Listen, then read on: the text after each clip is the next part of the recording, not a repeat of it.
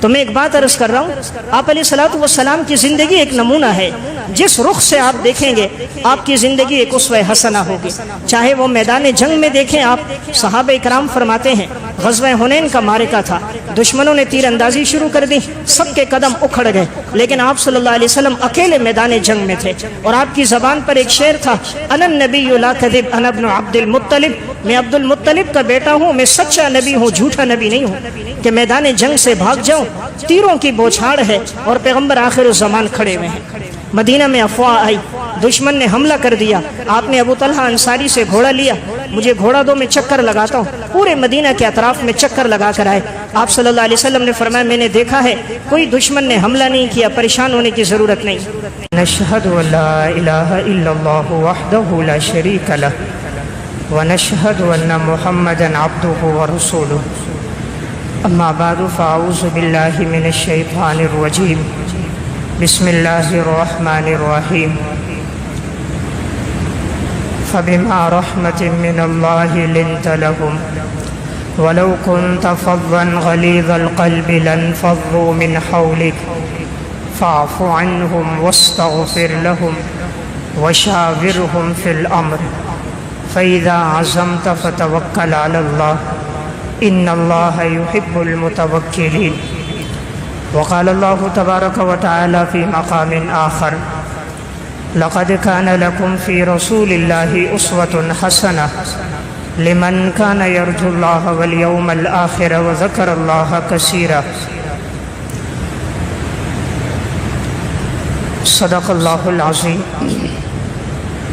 میرے انتہائی واجب الاحترام، قابل صد احترام بھائیوں، دوستوں اور بزرگوں، قرآن کریم میں اللہ رب العزت نے ارشاد فرمایا لقد كان لكم في رسول الله أسوة حسنة، کہ نبی اکرم صلی اللہ علیہ وسلم کی زندگی تمہارے لیے ایک بہترین نمونہ ہے، ہر اس شخص کے لیے کہ جو اللہ پر، آخرت کی ذات پر، آخرت کے دن پر جو ایمان رکھتا ہو تو اس کے لیے بہترین نمونہ آپ صلی اللہ علیہ وسلم کا اسوہ حسنہ ہے۔ تو یہ جملہ تو ہم سنتے رہتے ہیں کہ آپ صلی اللہ علیہ وسلم کی زندگی ہمارے لیے ایک بہترین مشعل راہ ہے، تو آپ نے زندگی کیسے گزاری؟ آپ صلی اللہ علیہ وسلم کے اخلاق، اعمال، معاشرت، چھوٹوں کے ساتھ آپ کا رویہ، بڑوں کے ساتھ آپ کا برتاؤ، آپ کی سخاوت، آپ کا قیام اللیل، آپ صلی اللہ علیہ وسلم کی شب بیداری، دشمنوں کے ساتھ حسن سلوک، تحمل مزاجی، بردباری، آپ کی نرمی اور شفقت، قادر ہو کر معاف کر دینا، اپنے تو اپنے غیروں کے ساتھ بھی حسن سلوک کرنا، تو آپ کی زندگی کے ایسے مشعل راہ، اصول اور رہنما کون کون سے ہیں؟ تو آج ان میں سے چند ایک کا تذکرہ ہوگا کہ ہم انہیں اپنی زندگی میں لے کر آئیں کہ آپ صلی اللہ علیہ وسلم کا اسوہ حسنہ کس طرح ہے۔ سب سے پہلی چیز ہے نبی اکرم صلی اللہ علیہ وسلم کے عقائد میں استقامت۔ نبی اکرم صلی اللہ علیہ وسلم کی عقائد میں استقامت کتنی تھی کہ جب یہ مشرکین مکہ ابو طالب کے پاس آئے اور آ کر کہا کہ آپ اپنے بھتیجے کو سمجھائیے کہ یہ ہمارے بتوں کو، لات اور منات کو برا بھلا کہتے ہیں، آپ ان سے کہو کہ ہمارے بتوں کو کچھ نہ کہے، اگر انہیں دولت چاہیے تو ہم انہیں دولت دینے کے لیے تیار ہیں، انہیں سرداری چاہیے تو ہم انہیں سردار بنا دیں گے، اور اگر یہ نکاح کرنا چاہیں تو عرب کی حسین اور جمیل لڑکی کے ساتھ ہم ان کا نکاح کرا دیں گے۔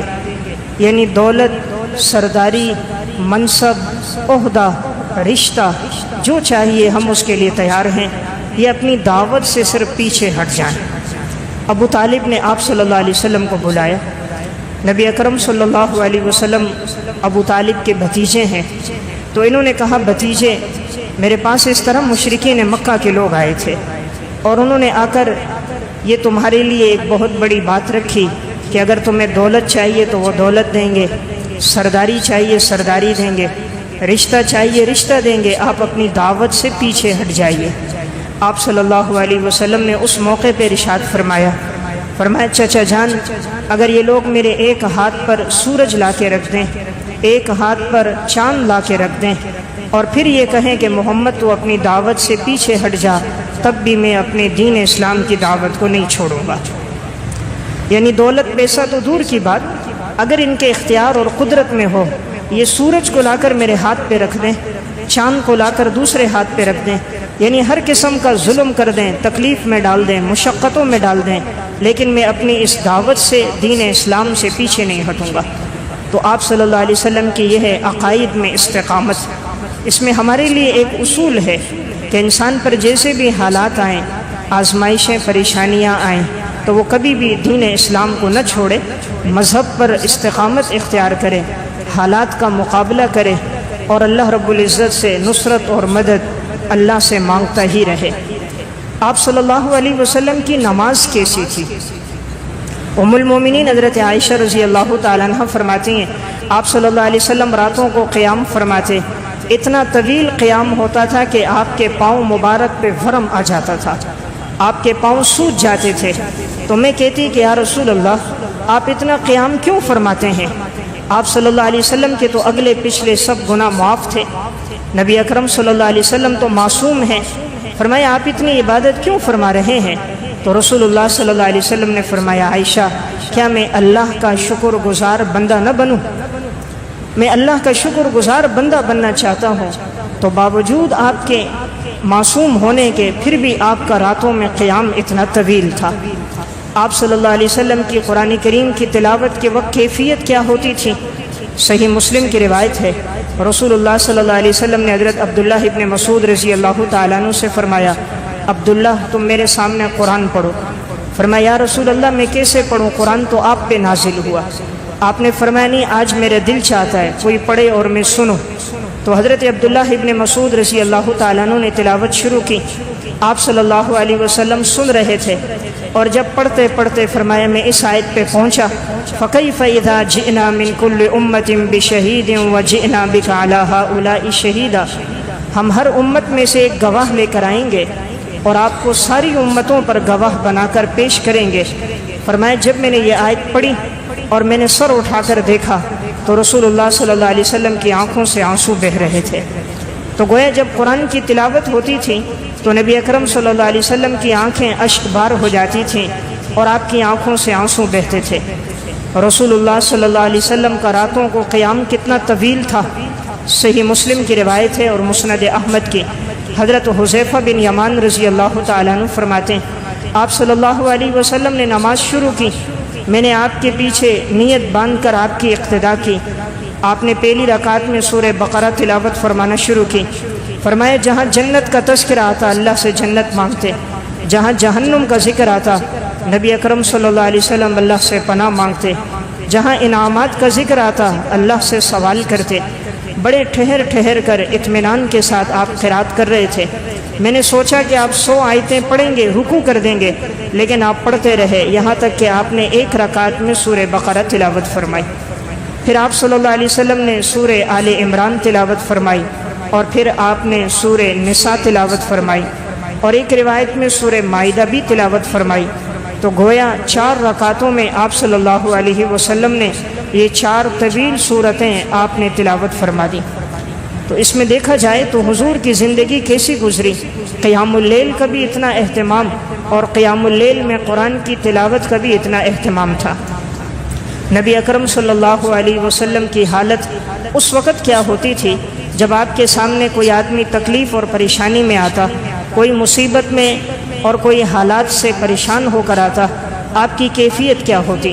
سنن نسائی کی روایت ہے، چند صحابہ اکرام آپ صلی اللہ علیہ وسلم کے پاس آئے تو حضور نے دیکھا تو انہوں نے جو لباس پہنا ہوا تھا وہ پیون زدہ تھا، کئی جگہوں سے پھٹا ہوا ہے لیکن اس کو پیون لگا ہوا ہے، اور ان کے پاؤں میں جوتے نہیں ہیں، البتہ ہتھیار یعنی تلوار ان کے گلے میں لٹک رہی ہے۔ بھوک اور افلاس اور فقر ان کے لباس سے، ان کے چہرے سے نظر آ رہا تھا۔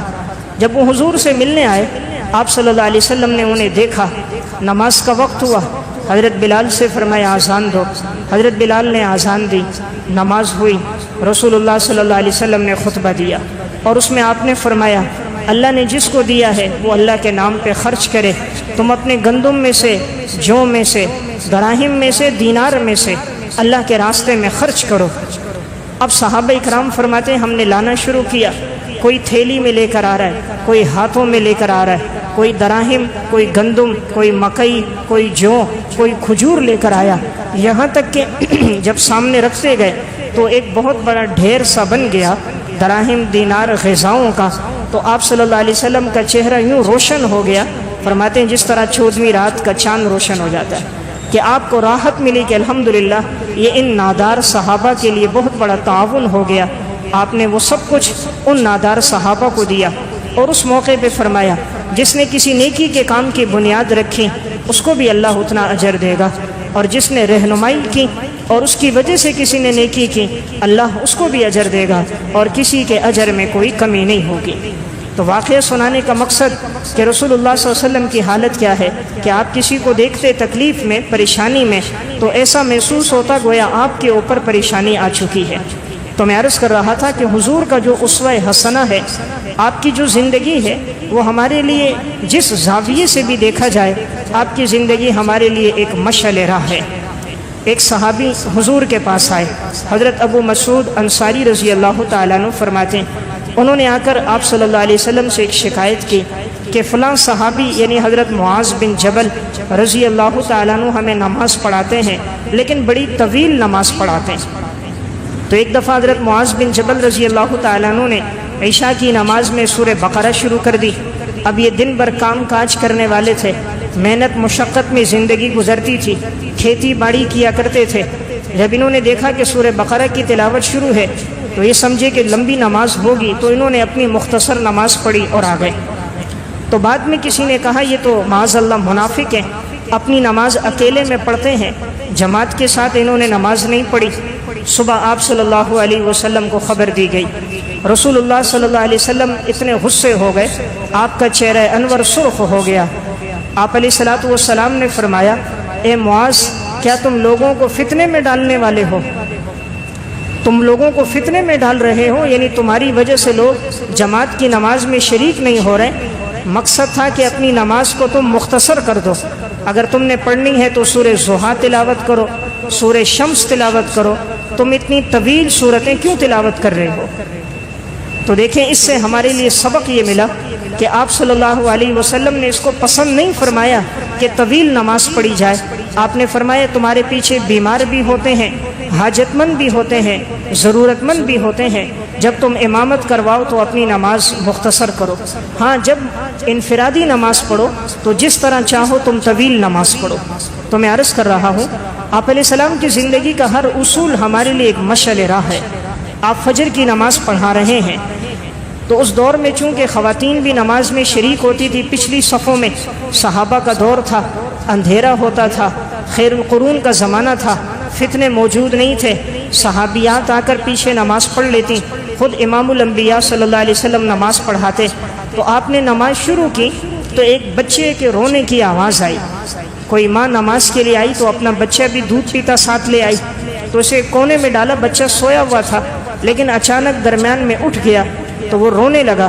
آپ صلی اللہ علیہ وسلم نے رونے کی آواز نماز میں سنی تو آپ نے نماز میں تخفیف کر دی، نماز آپ نے مختصر پڑھائی، حالانکہ فجر کی نماز تھی، آپ نے مختصر کر دی، اور پھر فرمایا کہ میرا دل چاہ رہا تھا طویل کروں لیکن میں نے بچے کے رونے کی آواز سنی تو مجھے احساس ہوا کہ اس کی ماں کو تکلیف ہوگی اپنے بچے کے رونے کی وجہ سے، اس لیے میں نے نماز کو مختصر کر دیا۔ یہ امت کو درس دینا ہے کہ اپنے مقتدیوں کی رعایت رکھی جائے، اپنے ماتحتوں کی رعایت رکھی جائے۔ آپ علیہ السلام نے ہر موقع پر ہر ایک انسان کا لحاظ رکھ کر ہمیں زندگی گزارنے کا ایک اصول اور ایک طریقہ بیان فرمایا۔ ایک صحابی ہے زید بن سعنہ رضی اللہ تعالیٰ، المستدرک علی الصحیحین کی روایت ہے، یہ شروع میں یہود کے بہت بڑے عالم تھے، بعد میں اسلام لائے۔ ان کے اسلام لانے کا سبب یہ بنا، انہوں نے تورات میں 2 نشانیاں پڑھی تھیں کہ پیغمبر آخر الزمان کی ایک نشانی یہ ہوگی کہ ان کو جتنا بھی غصہ دلایا جائے تو ان کی تحمل مزاجی بردباری بڑھے گی، وہ غصے کا جواب غصے سے نہیں دیں گے، عفو و درگزر کے ساتھ وہ دیں گے۔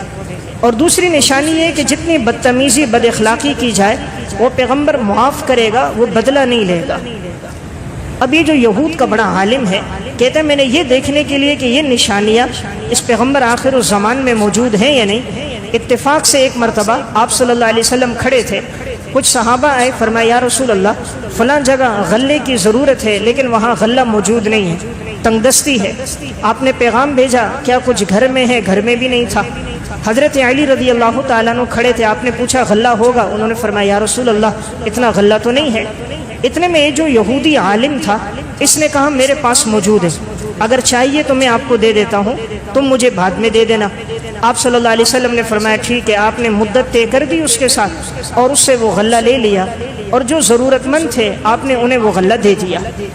ابھی مدت پوری نہیں ہوئی، پورے ہونے سے چند دن پہلے یہی یہود کا عالم یہ آیا، بھرے مجمع میں آپ صلی اللہ علیہ وسلم بیٹھے ہوئے ہیں، صحابہ اکرام ہیں، فوراً ہی آتے ہوئے سخت لہجے میں اور بڑے طنزیہ جملے استعمال کرتے ہوئے کہنے لگا کہ آپ پیغمبر ہیں اور میرا قرضہ نہیں دے رہے، حالانکہ آپ نے مجھ سے لیا تھا اور آج دیکھیں اتنا وقت ہو گیا آپ نے میرا قرضہ نہیں لوٹایا۔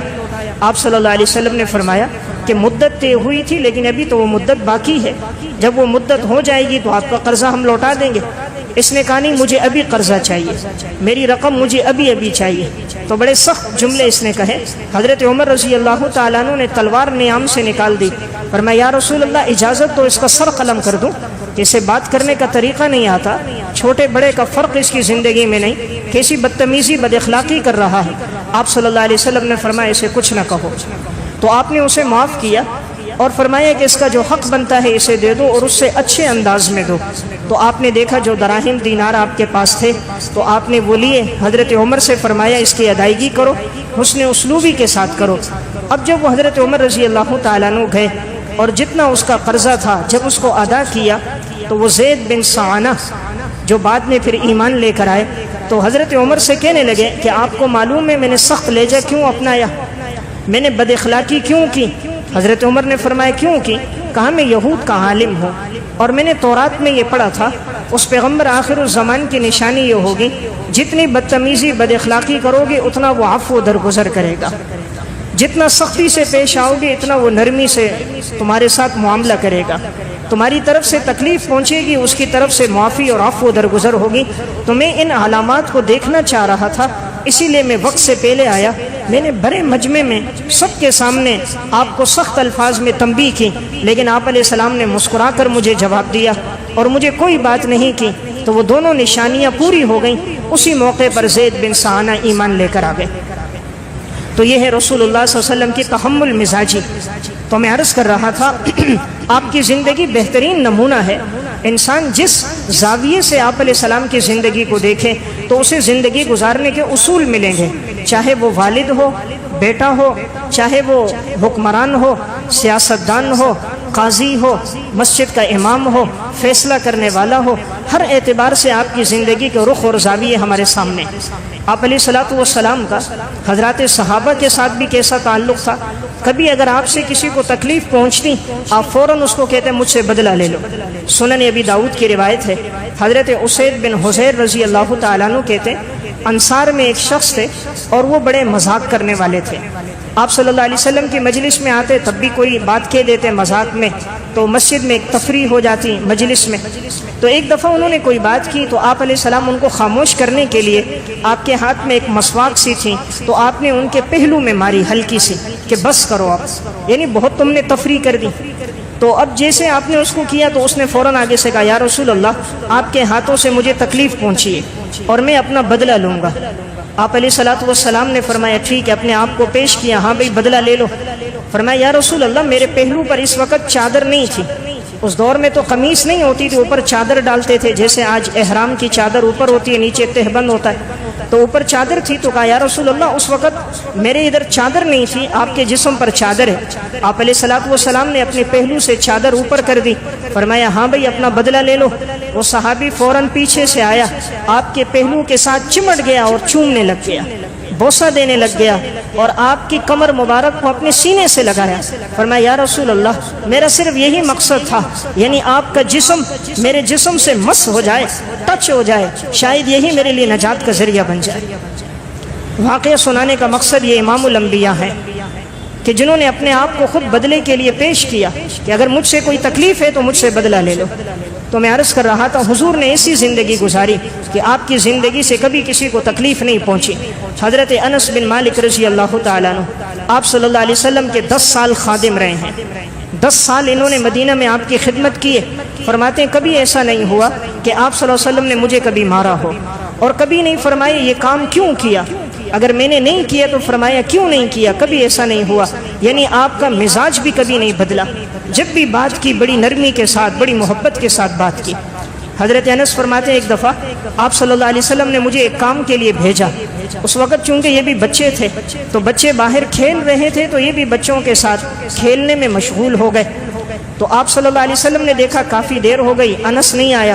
حضور جب باہر گئے تو دیکھا انس بن مالک بچوں کے ساتھ کھیل رہے تھے۔ آپ علیہ الصلوۃ والسلام نے پیچھے گردن پہ یوں ہاتھ رکھا۔ حضرت انس کہتے میں نے مڑ کے دیکھا تو حضور مسکرا رہے تھے۔ فرمایا انس میں نے تمہیں کس کام کے لیے بھیجا تھا؟ فرمایا یا رسول اللہ ابھی جاتا ہوں۔ کہا میں دوڑتا ہوا چلا گیا، لیکن آپ نے ایک جملہ نہ کہا کہ اتنی دیر ہو گئی میں نے تجھے بھیجا ہے، کیوں تاخیر ہو گئی؟ فرمایا آپ نے کوئی جملہ نہ کہا، صرف آپ نے میری گردن پہ ہاتھ رکھا، میں نے مڑ کے دیکھا، آپ نے مسکراتے ہوئے فرمایا۔ تو میں عرض کر رہا ہوں زندگی ہم نے گزارنی ہے آپ صلی اللہ علیہ وسلم کے اسوہ حسنہ پر۔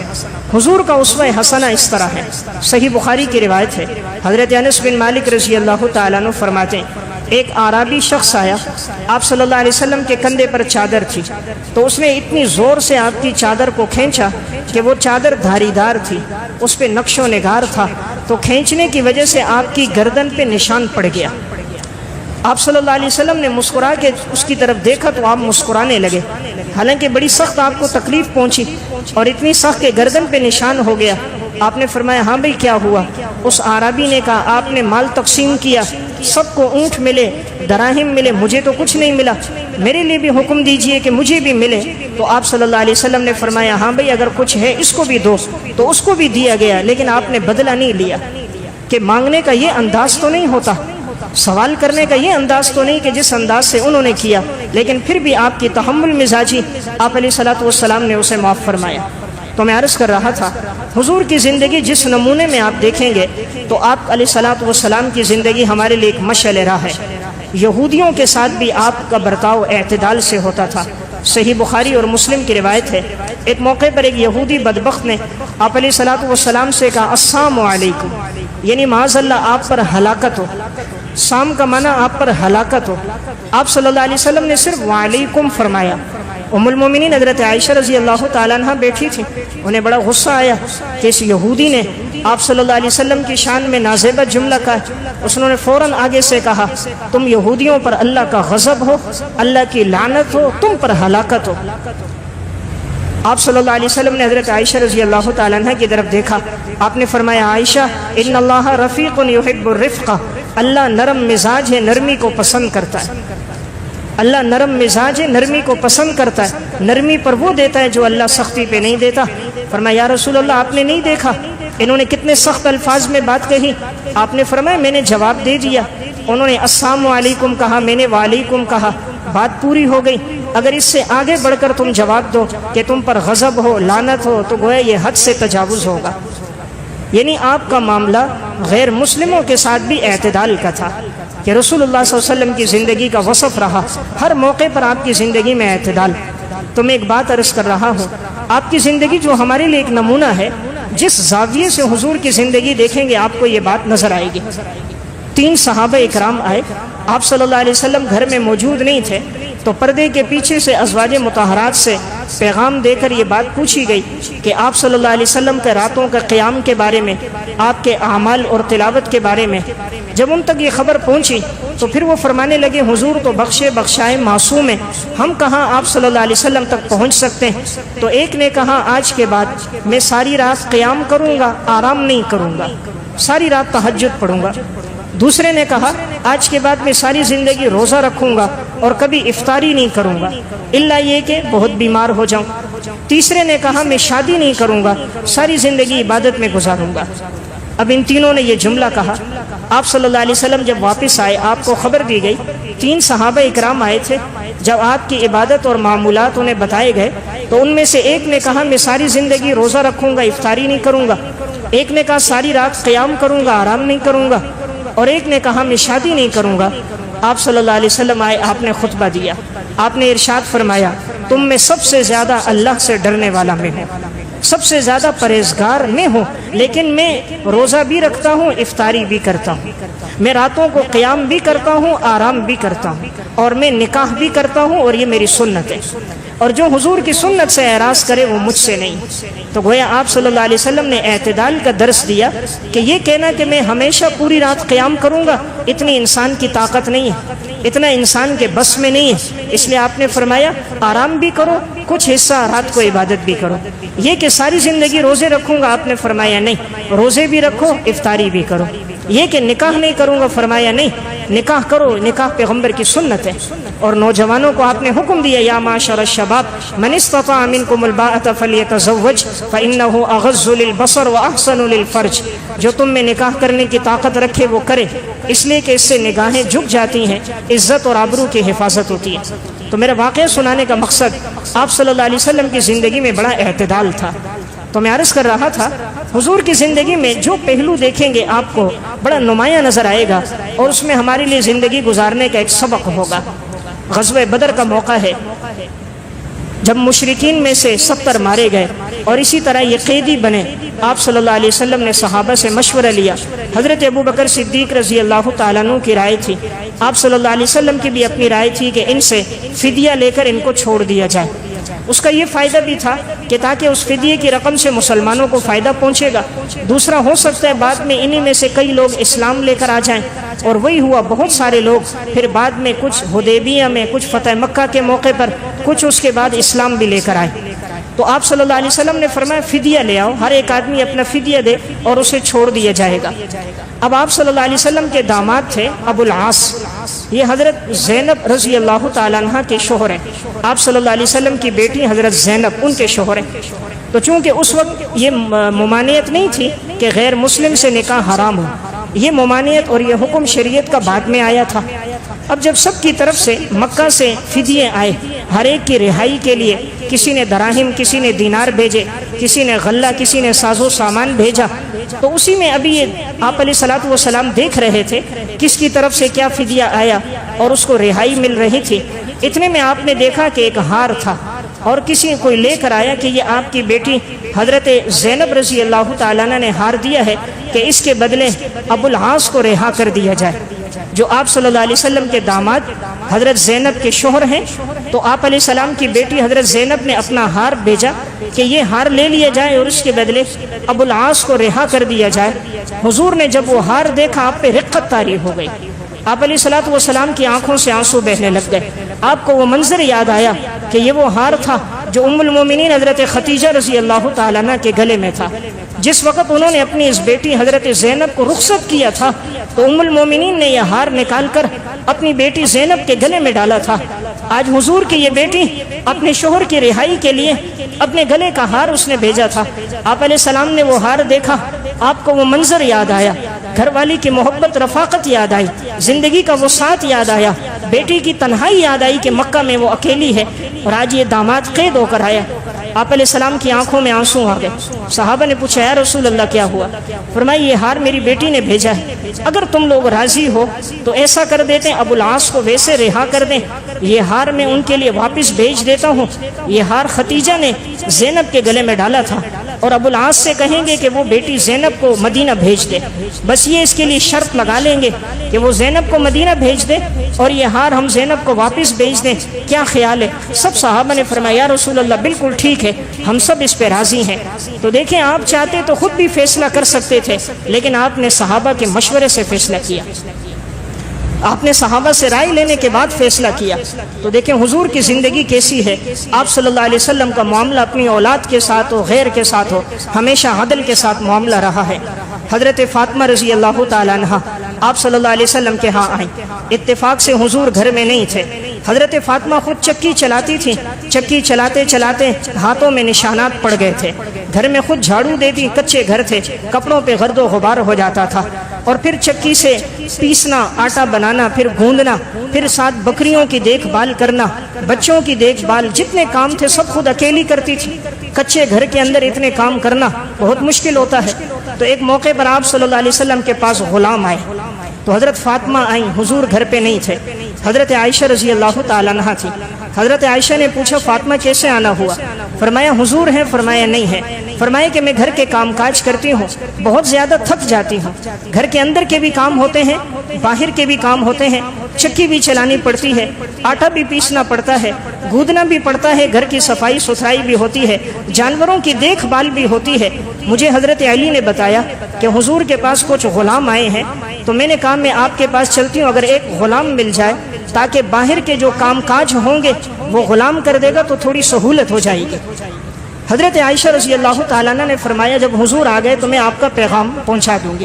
آپ صلی اللہ علیہ وسلم تشریف لائے، حضرت عائشہ نے پیغام پہنچایا، آپ کی بیٹی فاطمہ آئی تھی یا رسول اللہ، انہوں نے چاہا کہ غلام انہیں مل جائے۔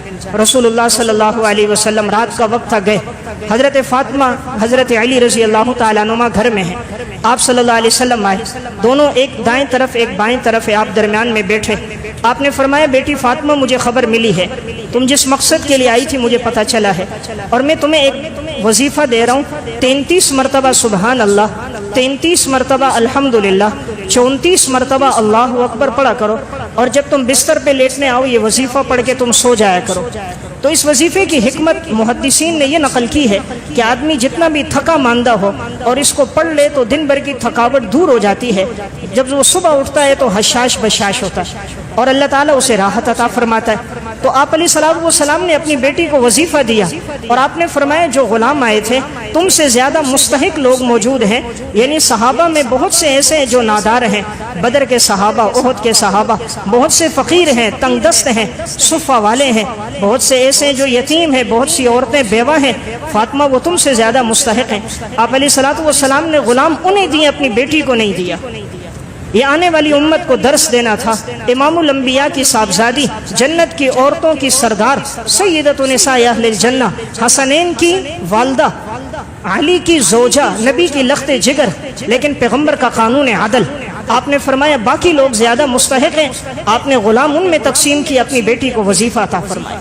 تو میں ایک بات عرض کر رہا ہوں، حضور زندگی گزار کے ہمیں ایک رخ دے کے چلے گئے۔ آج ہماری زندگیاں ہم سب اپنی اولادوں کو نوازتے ہیں۔ آج کے ہمارے سیاستدان بھی ایک ایک بیٹے کو اربوں روپے دے کے جا رہے ہیں، ان کے اکاؤنٹوں میں اتنی دولت، رعایا کے پاس کھانے کے لیے کچھ نہیں، وہ بھوک کی وجہ سے خودکشیاں کر رہے ہیں، اور ان کے گھوڑے بھی مربے کھا رہے ہیں، اور ان کے علاج بھی امریکہ اور یورپ میں ہو رہے ہیں، ان کی تعلیم بھی برطانیہ میں ہوتی ہے، سوئٹزرلینڈ میں ان کی جائیدادیں بنتی ہیں۔ جس پیغمبر کا ہم کلمہ پڑھ رہے تھے اس پیغمبر کی بیٹی کے ہاتھوں پر چکی چلاتے چلاتے چھالے پڑ گئے تھے۔ تو میں ایک بات عرض کر رہا ہوں، آپ علیہ الصلوۃ والسلام کی زندگی ایک نمونہ ہے، جس رخ سے آپ دیکھیں گے آپ کی زندگی ایک اسوہ حسنہ ہوگی۔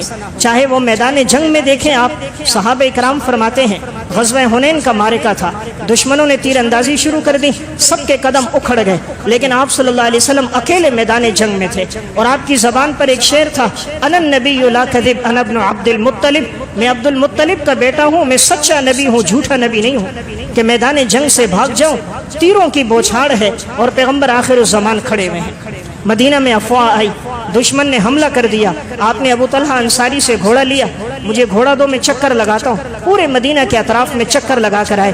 آپ صلی اللہ علیہ وسلم نے فرمایا میں نے دیکھا ہے کوئی دشمن نے حملہ نہیں کیا، پریشان ہونے کی ضرورت نہیں۔ یعنی حضور کی زندگی جس اس میں دیکھیں گے، آپ کی سخاوت دیکھیں، بہادری دیکھیں، شب بیداری دیکھیں، صوم و صلات کے ساتھ آپ کا تعلق دیکھیں، ہر اعتبار سے آپ سب سے نمایاں نظر آتے ہیں۔ بچوں کے ساتھ شفقت اتنی، اقرا بن حابس ایک صحابی ہیں، دیہات کے رہنے والے تھے، آپ صلی اللہ علیہ وسلم نے بچہ آیا، آپ نے بوسہ دیا، فرمایا یا رسول اللہ آپ بوسہ دے رہے، میرے 10 بچے، میں نے تو کبھی بوسہ نہیں دیا۔ رسول اللہ صلی اللہ علیہ وسلم نے فرمایا اقرا، اگر اللہ نے تیرے دل سے شفقت نکال دی، رحمت نکال دی، تو میں تو کچھ نہیں کر سکتا، یہ تو اللہ کی طرف سے محبت اور شفقت ہوتی ہے۔ تو آپ کا یہ طرز رہا ہے بچوں کے ساتھ بھی، عورتیں بچے لے کر آتی کہ آپ تحنیک کریں، یعنی کھجور چبا کر منہ میں ڈالیں، اپنا لعاب دہن ڈالیں، نام رکھیں۔ بسا اوقات کوئی بچہ حضور کی گود میں رکھا جاتا، بچہ پیشاب کر لیتا، کبھی آپ نے ناگواری کا اظہار نہیں کیا۔ مسند احمد کی روایت ہے، بچہ لایا گیا، پیشاب کر دیا، پیشاب آپ کے کپڑوں پر تھا، آپ نے فرمایا بچے کو کچھ نہ کہو۔ ماں غصہ کر رہی تھی، فرمایا کچھ نہ کہو، یہ بچہ ہے۔ حضور کا مزاج کیسا ہے؟ ایک دیہاتی مسجد نبوی میں پیشاب کر رہا ہے، صحابہ کی تلواریں نکل گئی، آپ علیہ الصلوۃ والسلام نے فرمایا اسے کچھ نہ کہو۔ قریب بلایا تو پیار سے سمجھایا، مسجد عبادت کی جگہ ہے، صوم و صلات کی جگہ ہے، بولو براز کی جگہ نہیں ہے، محبت سے بات سمجھائی۔ پھر صحابہ سے فرمایا فإنما بعثتم ميسرین ولم تبعثوا معسرین، اللہ نے تمہیں آسانیوں کے لیے بھیجا ہے، سختیوں کے لیے، تکلیفوں کے لیے نہیں بھیجا۔ تو میں عرض کر رہا ہوں پیشاب کر رہا ہے مسجد میں، لیکن امام الانبیاء کتنی محبت سے اسے سمجھا رہے ہیں۔ تو حضور کی زندگی کا جو رخ دیکھیے اس میں ہمارے لیے ایک مشعل راہ ہے کہ آپ صلی اللہ علیہ وسلم کیسی زندگی گزار کے گئے۔ صحیح مسلم کی روایت ہے، حضرت معاویہ بن حکم سلمی رضی اللہ تعالیٰ عنہ فرماتے ہیں میں نماز میں تھا، ایک آدمی کو چھینک آ گئی تو میں نے اسے جواب میں یرحمک اللہ کہا۔ اب نماز میں چونکہ جواب دینا درست نہیں ہے، لیکن چونکہ ابتدائی اسلام میں گنجائش تھی، بعد میں بالکل ممانعت ہو گئی، تو انہیں یہ حکم کا نہیں پتہ تھا، یہ سمجھے کہ جواب آدمی دے سکتا ہے، جیسے نماز سے باہر دے سکتا ہے نماز میں بھی دے سکتا ہے، تو انہوں نے یرحمک اللہ کہا ان کے چھینکنے پر۔ تو صحابہ اکرام میں سے بعض نے ہاتھ اپنی ران پہ مارا ان کو خاموش کرنے کے لیے کہ یعنی کچھ نہ کہو، نماز میں کسی کو جواب نہ دو۔ تو اب یہ کہتے ہیں میں نے دیکھا صحابہ مجھے خاموش کر رہے ہیں، میں خاموش رہا۔ نماز ختم ہو گئی، میں آپ صلی اللہ علیہ وسلم کے پاس آیا، بعض نے آ کر بتایا یا رسول اللہ نماز میں جواب دے رہا تھا، بات کر رہا تھا۔ فرماتے ہیں جب میں حضور کے پاس بیٹھا ایک جملہ کہا معاویہ بن حکم نے، فرمایا ما رأیت معلما قبلہ ولا بعدہ احسن تعلیما منہ فواللہ ما ضربنی ولا قہرنی ولا شتمنی۔ اللہ کی قسم حضور جیسا معلم نہ میں نے حضور سے پہلے دیکھا نہ حضور کے بعد دیکھا، آپ نے نہ مجھے ڈانٹا نہ مارا نہ تان تشنی کی، محبت سے سمجھایا معاویہ نماز میں جواب نہیں دیا جاتا، نماز میں بات چیت نہیں ہوتی، کسی کو چھینک آ جائے نماز کے بعد جواب دے دو، آئندہ ایسا نہیں کرنا۔ فرمایا اتنی محبت سے سمجھایا کہ جیسے کوئی ماں بھی اپنی اولاد کو اس طرح نہیں سمجھاتی۔ تو میں ایک بات عرض کر رہا تھا، آپ صلی اللہ علیہ وسلم کی زندگی کا جو رخ دیکھیے آپ کو ایک نمایاں نظر آئے گا۔ آپ کو ان سے بھی محبت ہوتی تھی جو سیافام ہوتے، آرابی ہوتے، غریب ہوتے، تنگ دست ہوتے۔ آج تو ہمیں محبت ہوتی ہے مالداروں سے، پیسے والوں سے، جن سے ہماری کوئی غرض ہو، جس سے ہمارا کوئی مفاد ہو، اس سے تعلق ہوتا ہے۔ غریب کو تو آج کوئی سلام بھی نہیں کرتا، آج سلام بھی ہوتا ہے تو دولت کو۔ امام الانبیاء کی حالت کیا ہے؟ مسند احمد کی روایت ہے، آپ صلی اللہ علیہ وسلم کا ایک صحابی ہے ظاہر بن حرام رضی اللہ تعالیٰ عنہ، یہ دیہات کا رہنے والا تھا اور بڑا سیافام تھا، رنگ کے اعتبار سے کالا سا تھا، خوبصورت نہیں تھا۔ جب بھی یہ دیہات سے آتا آپ صلی اللہ علیہ وسلم کے لیے ہدیہ لے کر آتا، پھر یہ بازار میں آ کر اپنا سامان بیچتا تھا تو دیہات کی سبزیاں لے کر آتا، دیہات کے پھل فروٹ لے کر آتا، حضور سے جب ملتا بڑی محبت سے ملتا تھا۔ آپ فرماتے تھے ظاہر ہمارے لیے دیہات کی اشیاء لاتے ہیں، ہم ظاہر کو شہر کی اشیاء دے دیتے ہیں۔ ایک دفعہ ظاہر بن حرام بازار میں بیٹھے ہیں، خرید و فروخت کر رہے ہیں، چادر بچھائی ہوئی زمین پہ بیٹھے، جو سبزیاں لے کر آئیں وہ بیچ رہے ہیں۔ آپ صلی اللہ علیہ وسلم پیچھے سے آ گئے، ظاہر بن حرام نے دیکھا نہیں تھا، حضور ان کے پشت کے پیچھے سے آئے، ان کے بغلوں کے نیچے سے ہاتھ لے کر آپ نے ان کی آنکھوں کے اوپر ہاتھ رکھ دیے۔ آپ نے آنکھوں پہ ہاتھ رکھے تو وہ اپنے آپ کو چھڑانے لگے کہ کون ہے، تو اب ان کو محسوس ہوا کہ یہ آپ صلی اللہ علیہ وسلم ہے۔ تو ظاہر بن حرام نے اپنی پشت کو اور پیچھے کیا تاکہ آپ کے جسم کے ساتھ میرا جسم مس ہو جائے۔ پہلے تو چھڑانے کی کوشش کی، جب پتہ چلا حضور ہے تو یہ تو بڑی سعادت، امام الانبیاء کا جسم میرے جسم سے ٹچ ہو جائے۔ ظاہر بن حرام نے اپنا جسم پیچھے کیا، آپ صلی اللہ علیہ وسلم نے ان کی آنکھوں پہ ہاتھ رکھے ہیں، ان کے ساتھ آپ خوش طبی فرما رہے تھے۔ آپ نے فرمایا ظاہر ہم تمہیں فروخت کریں گے، کون تمہیں خریدے گا؟ فرمایا یا رسول اللہ، آنکھوں میں آنسو آ گئے صحابی کے، یا رسول اللہ میری قیمت بہت کم ہوگی، میں تو سیافام ہوں، کالا ہوں، تو میری قیمت بہت کم ہوگی اگر مجھے آپ فروخت کریں گے۔ آپ نے فرمایا ظاہر اللہ کے ہاں تیری بڑی قیمت ہے، انسانوں کے ہاں تیری قیمت ہو نہ ہو، اللہ کے ہاں تیری بڑی قیمت ہے۔ انسان ظاہر کو دیکھتے ہیں، رب باطن کو دیکھتا ہے، انسان صورت کو دیکھتا ہے، خدا دل کو دیکھتا ہے۔ تو میں عرض کر رہا ہوں آپ کو سیافام سے بھی محبت تھی، آپ علیہ الصلوۃ والسلام غریبوں سے آپ کو زیادہ تعلق رہا۔ آپ کے ایک صحابی ہیں جلیبیب رضی اللہ تعالیٰ عنہ، الاستیاب فی معرفت الاصحاب میں مسند احمد میں واقع ہے۔ یہ صحابی حضور کے پاس آئے، یہ بھی سیاہ فام تھے، دیہات کے رہنے والے تھے، نہ اپنا گھر تھا، نہ مکان تھا، نہ کاروبار تھا، نہ کوئی دولت اور منصب تھا، اور رنگ کے اعتبار سے بھی سیاہ تھے، اس لیے کوئی رشتہ بھی نہیں دیتا تھا۔ آپ صلی اللہ علیہ وسلم کے پاس ایک دن آئے، حضور نے فرمایا جلیبیب نکاح ہوا ہے؟ فرمایا یا رسول اللہ کون مجھے رشتہ دے گا؟ آپ نے فرمایا مجھے پتہ چلا ہے انصار کے فلاں گھر کے اندر ایک رشتہ ہے، تو تم ایسا کرو تم وہاں جاؤ، ان کو بتانا مجھے آپ صلی اللہ علیہ وسلم نے بھیجا ہے، اگر وہ مناسب سمجھیں تو اپنی بیٹی کا نکاح تمہارے ساتھ کرا دیں گے۔ حضرت جلیبیب چلے گئے، سادگی کا دور تھا، دروازے پر دستک دی، لڑکی کا والد باہر نکلا، ہاں بھئی کیسے آنا ہوا؟ کہا میں رسول اللہ صلی اللہ علیہ وسلم کے پاس گیا تھا، آپ نے مجھ سے رشتے کے بارے میں پوچھا، میں نے کہا رشتہ نہیں ہوا، حضور نے مجھے ادھر بھیجا ہے، مناسب سمجھے تو اپنی بیٹی کا نکاح میرے ساتھ کر دیں۔ اب والد نے جب دیکھا، وہ تو پہچانتے تھے، علاقے میں غریب تنگ دست آدمی، عہدہ منصب مال کچھ نہیں، سر چھپانے کی جگہ کوئی نہیں، حسن و جمال بھی کوئی نہیں، وہ اندر گئے، گھر والی سے بات کی کہ کیا کریں، جلیبیب آیا ہے، انہوں نے کہا ہے کہ حضور نے ان کو بھیجا ہے اور ہماری بیٹی کا رشتہ، بیٹی بھی نہایت خوبصورت اور باکرہ، تو آپ کی کیا رائے، کیا کیا جائے؟ تو عورت تو بہرحال عورت ہوتی ہے، وہ آپس میں بات کرنے لگی کہ بھئی ان کو ہم کیسے رشتہ دیں، اس کے پاس تو جگہ ہی کوئی نہیں ہے، کہاں ٹھہرائے گا، پیسہ نہیں، دولت نہیں۔ اب یہ میاں بیوی آپس میں باتیں کر رہے ہیں، اتنے میں بیٹی نے بات سن لی کہ جلیبیب کو آپ صلی اللہ علیہ وسلم نے بھیجا ہے۔ بیٹی نے آواز دی اپنی والدہ کو، اماں جان اگر آپ صلی اللہ علیہ وسلم نے بھیجا ہے تو میں رشتے پہ راضی ہوں، حضور نے بھیجا ہے میں رشتے پہ راضی ہوں۔ تو اب ان سے کہا گیا وہ تو سیافام ہے، فرمایا میں راضی ہوں اس پر، اللہ مجھے ضائع نہیں کرے گا، اگر امام الانبیاء نے بھیجا اس میں خیر ہوگی۔ جب ماں باپ نے دیکھا ہماری بیٹی رشتے پہ راضی ہے، حضور کے پاس گئے، یا رسول اللہ ہماری بیٹی راضی ہے۔ آپ صلی اللہ علیہ وسلم نے اس موقع پر ہاتھ اٹھا کر دعا فرمائی، آپ نے اس لڑکی کے لیے دعا کی کہ یا اللہ اس کی زندگی میں راحت عطا فرما، اے اللہ اس کے مال اور دولت میں برکتیں عطا فرما۔ اللہ نے ایسا نوازا، الاستیاب میں ایسا نوازا، مدینہ میں اس لڑکی سے زیادہ پھر مالدار کوئی نہیں تھا۔ اللہ نے اتنی دولت پھر دی اس کو، اتنے دراہم اور دینار دیے، سب وہ تقسیم کرتی تھی، حضور کے رشتے پہ راضی ہو گئی۔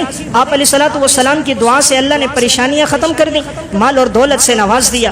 یہی جلیبیب آخر شہادت کیسے ہوئی؟ صحیح مسلم فضائل میں روایت ہے، غزوے میں شریک ہوئے، لڑتے رہے، آپ علیہ السلام کا دفاع کرتے رہے، آخر یہ شہید ہو گئے۔ حضور نے فرمایا جلیبیب کو دیکھو وہ کہاں ہیں؟ تلاش کیا گیا تو نہیں ملے، کہا زخمیوں میں دیکھا، زخمیوں میں نہیں، شہیدوں میں دیکھا تو مل گئے۔ سب طرف آدمی جتنے کفار مرے ہوئے، درمیان میں جلیبیب شہید ہیں۔ آپ کو اطلاع دی گئی، رسول اللہ صلی اللہ علیہ وسلم خود آئے، صحیح مسلم کے الفاظ ہیں، آپ نے ان کے جسم کو اپنے ہاتھوں میں اٹھایا، جب تک قبر تیار نہیں ہوئی، جب تک قبر تیار نہیں ہوئی، وہ سیافام جس کے پاس سر چھپانے کی جگہ نہیں، جس کے پاس کھانے کے لیے کچھ نہیں، جس کو کوئی سلام نہیں کرتا، راستے میں آ جائے منہ پھیر دیتا ہے، امام الانبیاء نے اپنے بازوؤں میں اٹھایا، جب تک قبر تیار نہیں ہوئی آپ کے ہاتھوں میں جلیبیب تھے اور آپ نے اپنے ہاتھوں سے قبر میں اتارا۔ یہ آنے والی امت کو درس دیا، تمہارے پیغمبر کو غریبوں سے محبت ہے، تمہارے پیغمبر کو ناداروں سے تعلق تھا، مفلسوں کے ساتھ دیتے تھے۔ آج تو ہم کہتے ہیں ساتھ نہیں بٹھاؤ جراثیم نہ لگ جائیں۔ آج کا مالدار غریب کو پلیٹ میں کھانا نہیں کھلاتا، جس گلاس میں وہ پانی پی لے اس میں پانی نہیں پیتا، مزدور نے پانی پیا ہے۔ اور جس پیغمبر کو ماننے والے وہ دنیا سے گئے، دو وصیتیں کر گئے، الصلاۃ نماز قائم کرنا، وما ملکت ایمانکم اپنے نوکروں کے ساتھ اچھا سلوک کرنا۔ ہمارے پیغمبر کا آخری جملہ جب دنیا سے گئے ہیں وہ ہے وما ملکت ایمانکم اپنے ماتحتوں کے ساتھ، نوکروں کے ساتھ اچھا سلوک کرنا۔ آج اگر نوکر ایک دن 3 دن چھٹی کر دے، بیماری میں تنخواہ کاٹ دیتے ہیں، ایسے بعض بدبخت بھی ہوتے ہیں، اپنا بیٹا بیمار ہو جائے لاکھوں لگ جائے، غریب بیمار ہو جائے تنخواہوں میں پیسے کاٹ دیے جاتے ہیں، ذرا سی کوئی بات آ جائے، آج 10 منٹ لیٹ ہوئے اس کی تنخواہ کاٹ دی۔ حضور کی طرز زندگی ہمیں بتا رہی ہے ہمارا نوکروں غلاموں کے ساتھ حسن سلوک ہو، اگر یہ اوصاف ہماری زندگی میں آئے تو انشاءاللہ کامیابی ہے، ورنہ ہمیں اللہ کی طرف رجوع کر کے آپ علیہ السلام کے یہ اسوہ حسنہ کے اوصاف اللہ سے مانگنے چاہیے۔ اللہ ہم سب کو عمل کی توفیق عطا فرمائے۔